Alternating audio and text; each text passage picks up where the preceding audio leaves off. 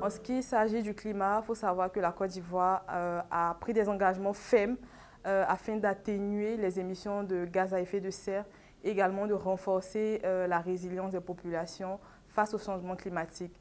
En termes d'atténuation, le pays s'est engagé à réduire de 30,41% ses émissions de gaz à effet de serre en ciblant des secteurs prioritaires, à savoir l'énergie, l'agriculture, les déchets. En termes d'adaptation, il faut savoir que la Côte d'Ivoire a identifié 5 secteurs vulnérables, donc le secteur de l'agriculture, le secteur de la foresterie, le secteur des ressources en eau, le secteur des ressources côtières, le secteur de la santé. Et dans les CDN, on pris en compte des secteurs transversaux comme le genre, la territorialisation et le secteur privé.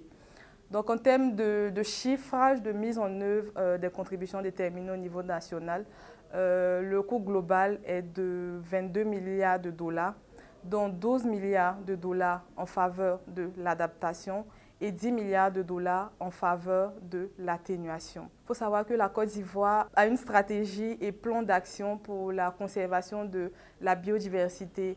C'est un plan qui n'est pas actuel malheureusement, qui date de 2015 à 2020.